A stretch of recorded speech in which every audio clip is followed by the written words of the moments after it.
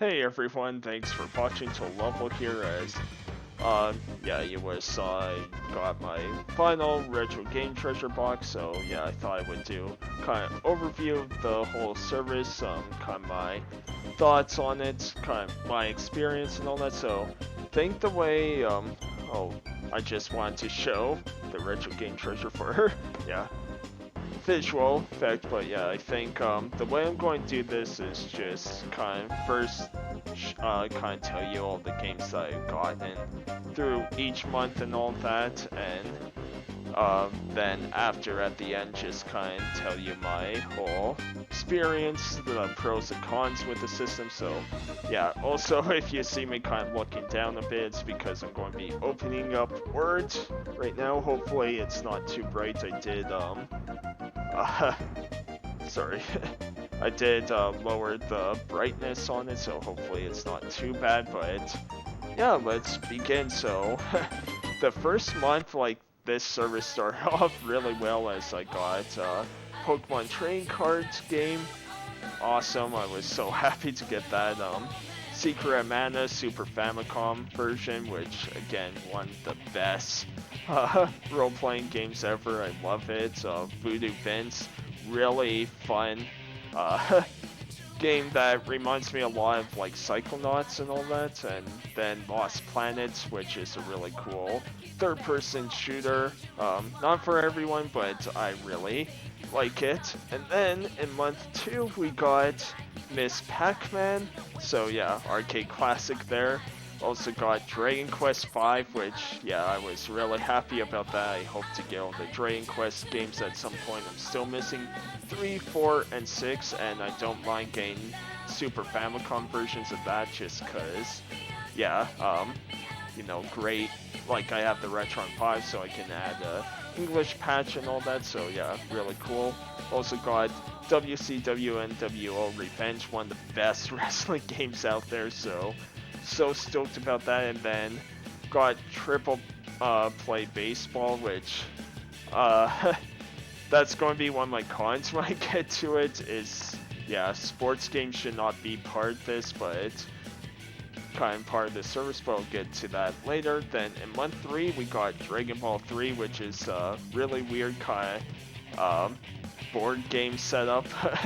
Then we also got Rugrats Totally Angelica, which, yeah, it was better than what I expected, but, you know, I didn't expect anything from it at all, so it's still a very bad game. Judge Dredd, so, yeah, really like collecting the superhero games, really why I keep doing that, so yeah, really happy to add that.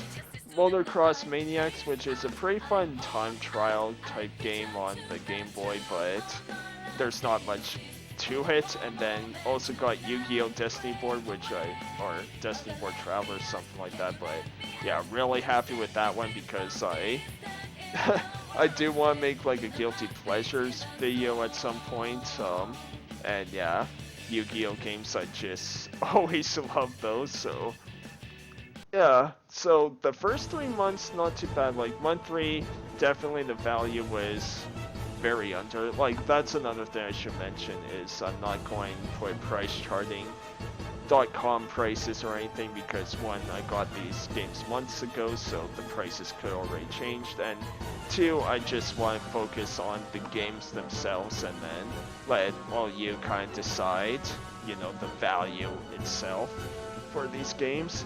Then month 4, this is where it started to go downhill because month 4, now I got one really great game in the 4th month, but yeah. First one, Anticipation, which is by Rare, board game type setup and all that, and very basic, very like, yeah, and not much to it. One of the worst covers. I thought it was a Full House game. I still laugh about that. And yeah, but it's like $1 game and yeah, not much replay value. Then Jet Mode 2, that was a pretty fun kind of arcade motorbike kind of racing game.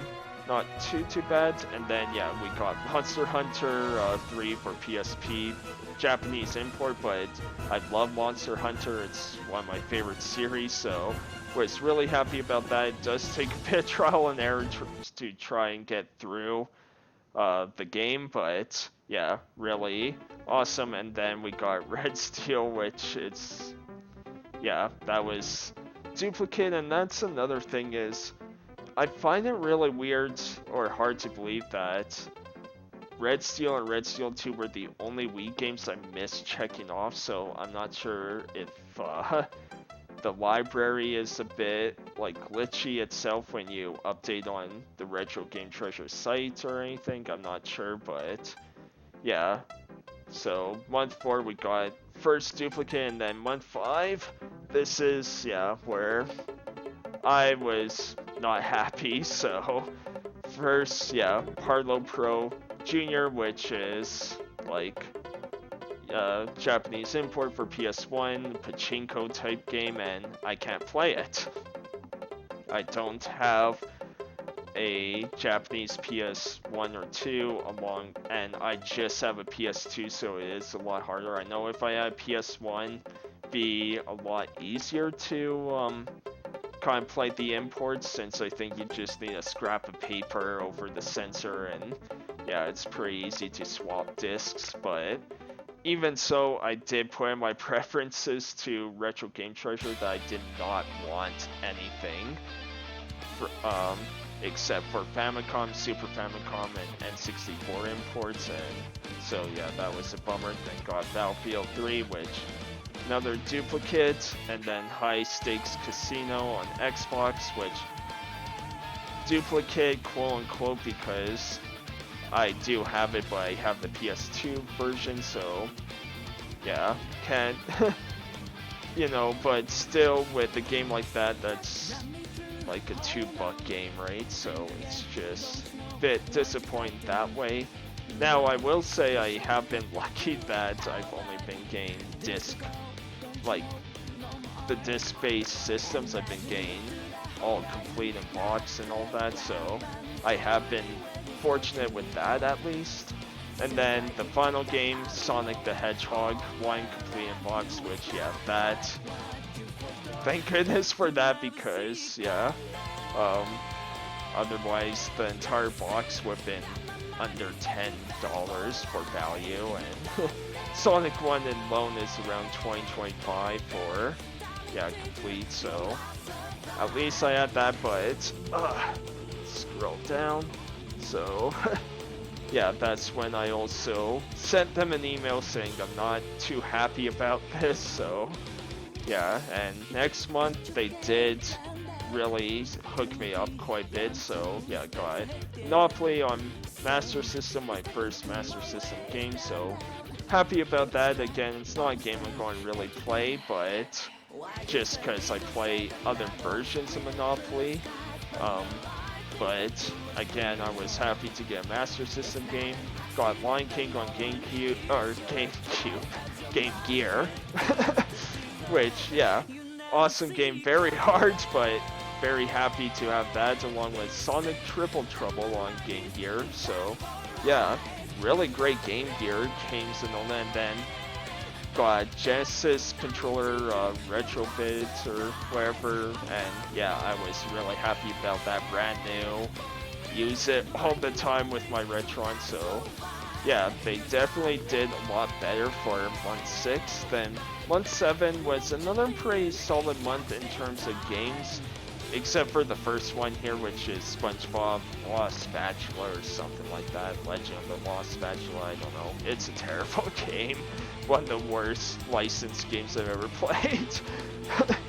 But then got Kirby Pinball Land, which I was really happy about. Great condition too, and I love the Nintendo pinball games. I love pinball games in general anyway, so that was really awesome. Got Shining Force on Genesis, Japanese import version, which again adds English patch, so yeah, really fun to play. But this version of Shining Force is like $1. I know the North American version of it is very expensive, but yeah, this one, which, yeah, Japan, it was like Mega Drive, yeah, I don't know.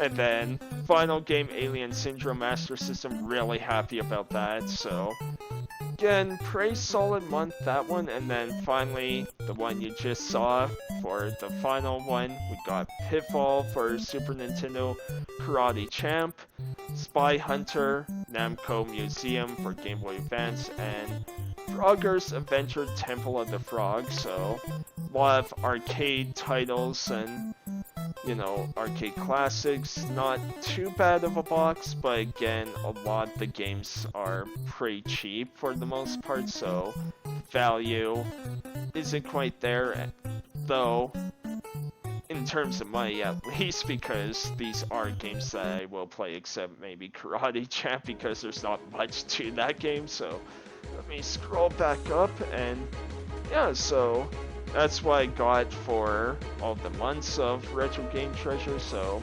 now I'm going to kind of tell you like at least my experience and my pros and cons with this service. So for pros, yeah, it's a lot easier to update the game library and doesn't have the 200 game limit like Video Games Monthly has.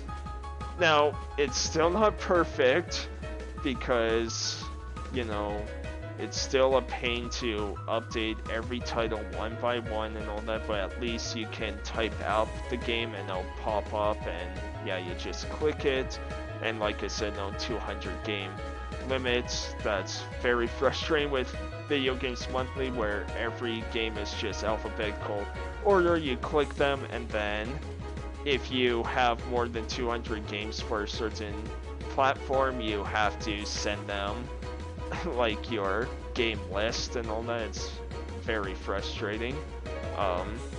Then you're able to choose sort of the types of games you want, you know, not just the systems. And what I mean by that is you get to choose, like, do you want role-playing games, do you want adventure, puzzle, arcade, do you want cartoon, Disney, anime, Pokemon, right? So that's really cool. I think to improve on that, though, they need to have a bit more choices on the specifics of games, because, you know, while there's a lot of great Disney licensed games out there, a lot of people aren't going to want like 101 Dalmatians or anything. They would want stuff like Aladdin or Lion King. So yeah, it could be improved.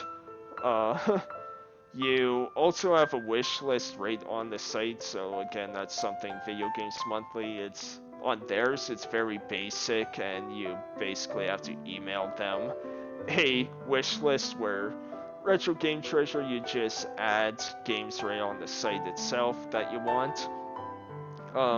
For box itself, I do like the whole Zelda Link to the Past treasure box here. It's a nice little touch and design here, so that's pretty cool.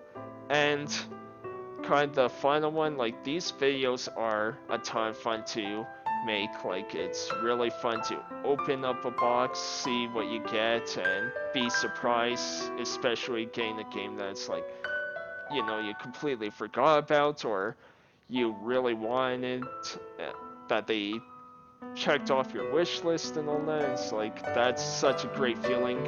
And probably even more so, it's even more fun for me, at least, to watch other people open their boxes and see what they get and their excitement. So yeah, I absolutely love that. Like, that's more of a pro, though, just on the whole aspect of it, right? The whole mystery box and getting new games and all that, right?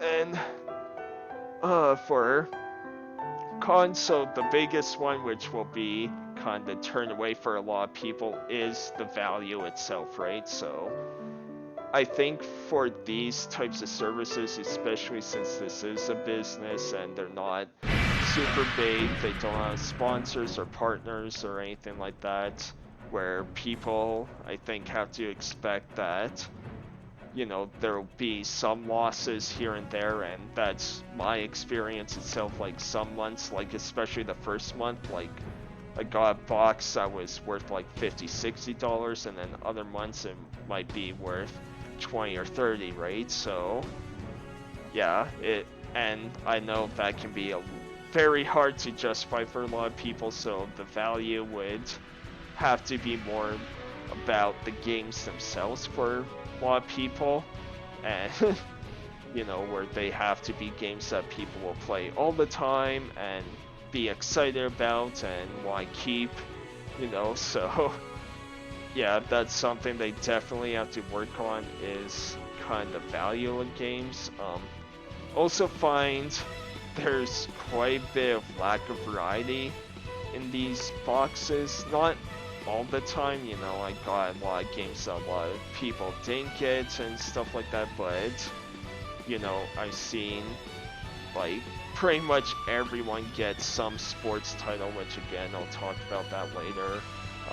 For N64, everyone has at least got one wrestling game, if not the same one.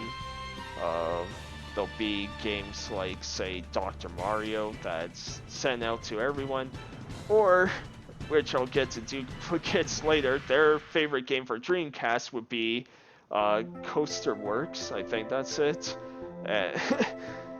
You know, so I don't know how many people get that game, but I've seen way too many for that, and, you know, that's sort of the fun part about opening these boxes, right? It's kind of bummer when you open a box and then you see other people's videos in the same month and like 10 of you got the exact same game. It's, yeah. Definitely needs improving on, because, you know, part of the fun of these boxes is trying to uncover new games that you haven't really heard of, or things you wouldn't even think about, right? Like, for me, getting Voodoo Vince, that was really cool. Yeah, updating the library, that's still a pain, right? It's not fun, it's very tedious, and yeah, but, you know, and also, like I said, I'm not sure if it works properly all the time. Like, of course, again, for me, it's just such tedious work that, yeah, sometimes you're just going to miss a game or two here and there. Yeah, the 3 to 5 games thing is way too random in the way that there's no real reason or value to it. It's just kind of like, okay, you're going to get 3 games this month. Okay, now you're going to get 5. They're, you know, because I've been fortunate enough to get 4 or 5 games every single month, but it just seems kind of random about the games, right? There's no real... Doesn't seem like they check too closely about the value of games. It's kind of like they might have an idea of a certain game where it's like, well, I know this game's like 20, 25, okay, we'll send you that, but you'll get 2 or 3 games that, you know, we're not sure about the price. It might be $5 each. We'll just send you those too with it. So that, yeah, there needs to be a bit more of a system for that. Yeah, and the other thing I want to talk about is I find, like, for Retro Game Treasure and the people that work there, like, I get, you know, they're a smaller company, there's probably a lot of people subscribed right now, but I just wish they were a little less careless about what they do or send out. Like I said, for getting the PlayStation 1 import, I told them in my preferences, no, none of that. I don't want PS1 imports, and to sort of ignore the preferences when I put it right on their site. It's just, yeah, they need to do a better job of checking that sort of stuff out. Then yeah, talked about duplicates, and yeah, talked about Coastal Works or whatever it's called, but there's other ones, like I said, Dr. Mario. another big one I've seen is Tron Evolution, I believe, on Wii, where I've seen some people get like 3 times in a row each month, even though they checked it off. And well, then that's sort of my issue too with this like sort of service is, even though Retro Game Treasure will sometimes, not all the time because I had to check off the games myself a bunch of times, but sometimes will automatically update your library themselves, but they should have their own checklist to be like, hey, this person we sent these games this month, and just keep a checklist so that you shouldn't be the one responsible to update a game they send you. That should be up to them to be like, oh, we sent you Dr. Mario, okay, we'll check that off so that we don't accidentally send you Dr. Mario again. That should be more on them than the customer themselves. And then, yeah, the final thing I want to talk about, sports titles and online-only games should not be part of these services at all. So, these annual sports titles, whether it's the NHL, Madden, baseball, basketball, FIFA, wherever, they should not be part of these services. You know, even if someone checks off sports titles, the sports titles should be more like the arcadey ones, the ones you don't see all the time, or, you know, like wrestling would be sort of the only annual one where, like, yes, okay, maybe that, but, you know, stuff, you know, instead of sending like Madden, it should be more like an NFL Blitz game or an HL Hits. It should not be these annual sports titles. And it's the same with the online-only games. Now, this is more Video Games Monthly, since they offer like PS4 and Xbox One. But I've seen, you know, so many people on those systems get, including myself, get Final Fantasy 14, and usually not the regular 14, it's one of the expansions. So, you know, if you don't know about Final Fantasy 14, it's an MMO that you have to pay monthly for.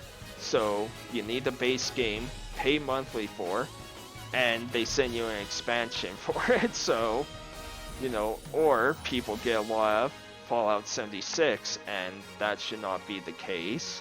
Like, you know, any of these online-only games. I also saw someone get Rocket Arena, and again, shouldn't be on there. You know, if someone got Overwatch, that shouldn't be on there. It should, you know, just because someone put PS4 and Xbox One shouldn't be like, oh, online games, like you have to play online, right? So yeah, I think those online only ones and annual sports titles should not be part of this service at all, but that's just me. So that's all my thoughts there. So close my notes and all that on words, but hope you enjoyed, you know, and this isn't a knockoff like Retro Game Treasure. I know a lot of people really enjoy the service, get a lot of value out of it. This is just my experience and why I'm just, especially being back with VGM, you know, I don't see the point of having multiple services anymore, especially I built a solid library and just want really great games now. I'm not trying to build a collection of just random games or have complete collections or anything, right? So yeah, I hope you enjoy. I'll still put the Retro Game Treasure link in the description down below if you want to check them out, and yeah, let me know what you guys think, what your experiences with Retro Game Treasure is, and I'll see you next time. Thanks everyone, take care.